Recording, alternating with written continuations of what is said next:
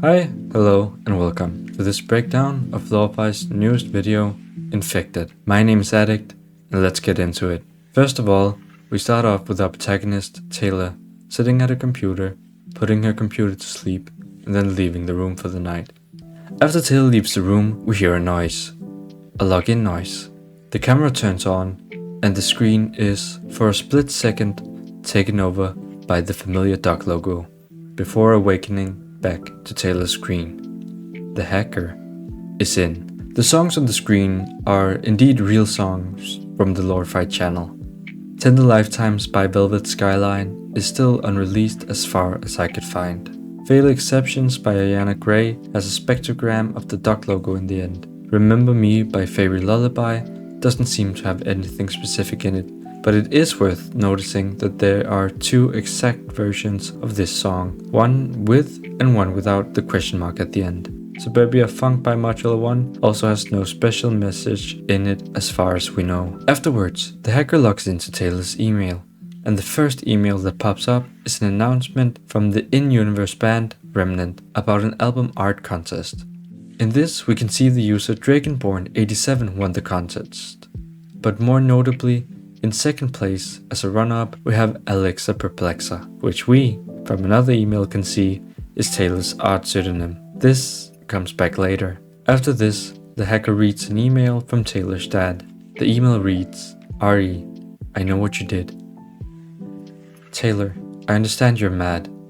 You say you don't want me around, but please, there's a lot more to this than you think. I know your mother is upset, but that doesn't mean she's completely innocent. There are reasons things ended up like they did. Can we please just talk? I don't like this whole emailing back and forth. I don't feel like I can say what I need to say through this. Just give me a chance. Your father." This confirms the theory that the community had that Taylor has some kind of argument with her dad, and that she is mad at him. This also removes another theory that she was mad at her stepdad, and not her real dad. It is still unsure what the dad did. To me, it kind of seems like the dad might have cheated on Taylor's mom, but that is just speculation, and might also be a bit of a boring explanation lore-wise. After snooping around in Taylor's emails, the hacker also feels like snooping around in Taylor's messages. The first one is from Vulpix, which is probably a reference to Vulpix, the Pokemon. The conversation goes, oh my god, Wing just dropped this month track and they rock so hard. Download yet? I just saw it. I'm a few songs in and I love it. Absolutely. First time I've heard of Ayana. Pretty good though. What's interesting is the name drop of Ayana. This was one of the songs we saw from the first download page, Fatal Exception by Ariana Gray. This is also a song that contains a spectrogram in the end of the duck logo. The next one is messages we already know from the first video from Taylor's dad, with the addition of, "Did you read my email?" We also know from this that the dad was born in 1962. The next one is kind of odd. It's a message from Kate Pro Babel. Taylor and this person seems to be in the same group project, and this is where we find some of the most important lore in the entire franchise. Taylor is an extreme people pleaser. The conversation goes something like this. "So I have cheerleading all this week, which means I'll be super busy. Mind if take my part of the group project? Thanks." Mind if take? Can you just do my part of the project without criticizing me? I'm so sorry, I was just confused. How much do you want me to do? Thank you. Just chapters 4 through 8. That's all of it. Appreciate you. Oh, okay. I think I can do that. Come on, Taylor. Stand up for yourself, man. Anyways, we get to see that this person has two bios, and because we randomly get to see specifically this bio, there must be a reason. And I don't think it's the Destiny's Child's lyrics. No, I think it is the fact that they go to W. Dixon High School. This is probably to help us pinpoint where the story takes place. Also, side note, Kate is male? Not being judgy, I know it's 2024, but I don't know a lot of male identifying people named Catherine. The next one is a conversation with Sephi Love Forever, and this goes something like this. "Sorry I've been gone. Parents grounded me after they talked to the principal. Just checked out your piece. Great work, but still need work on the eyes. No worries, that really sucks. Thanks for the feedback. I'll keep on working on that. Sure. Hear from the contest yet? Yeah. Second place, sad emoji. Second is good. The hell are you on about with sad emoji? I need practice. Too hard on yourself.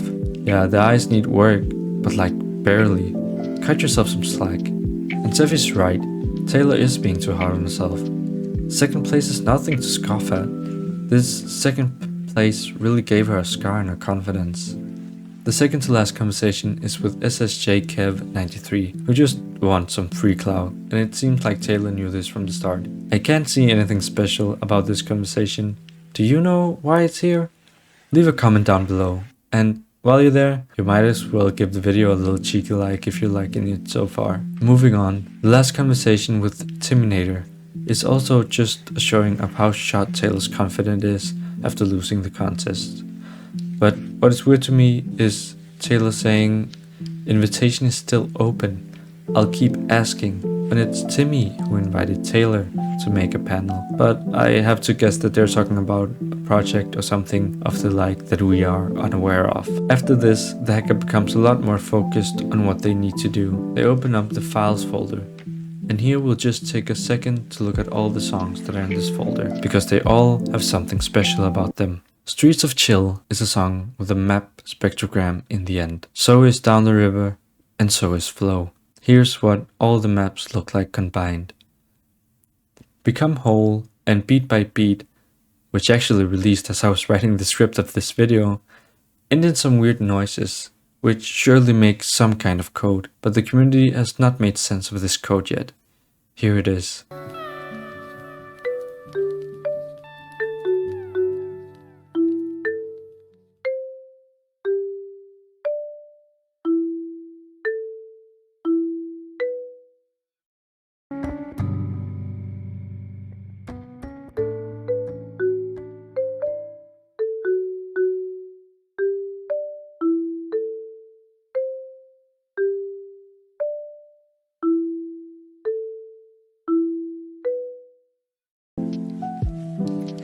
Moving on, the hacker goes into Taylor's documents.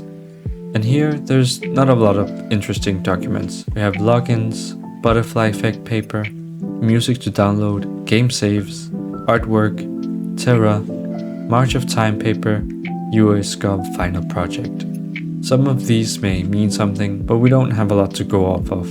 The butterfly effect paper ties into the paper on her desk, and the March of Time paper may be the paper she has on her board. Next is her logins. Her mail, which, side note, is not the same when in the mail app and on this page, but I don't think that has any lore implications, just a little oversight. But anyways, we can see that Taylor most likely was born in 1989.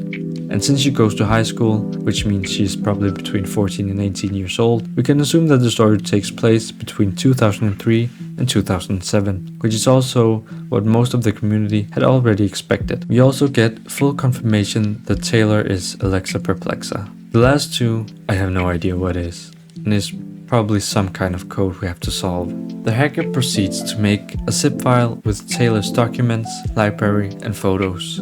So creepy. And a zip file with a browser cache, and then proceeds to open the command line and mount her files onto a file on their own computer, it seems. I don't really know how all of that works, but we all know what's happening here. The hacker then deletes all traces of ever being there and puts the computer back to sleep. Phew, that was dark, but we're not done yet. If we go into the description, we will be met with a bunch of binary code. This code reads, "It all starts on the streets of Chill." And this is a reference to the song Streets of Chill, where we got this map. I'm guessing the page with Taylor's documents can be used as a roadmap of what order we have to look at things. Another weird part people noticed about the descriptions is the tags. If you take out all the numbers that are put instead of letters, you get 1911. And there's also an unusual tag named Leviticus. Now, the book of Leviticus is the third book of Moses, and if we go to verse 19:11, it says, "Do not steal, do not lie, and do not deceive." one another. Now, this has, in the meantime, been removed from the video. I don't know if this was wrong and they didn't want people to go in the wrong direction, or they felt like enough people saw it. Well, I think that was everything for this video. I want to thank the sweet people at the LoreFi subreddit who made the LoreFi document, who helped with the spectrograms and such. Thank you for watching, bye, and farewell.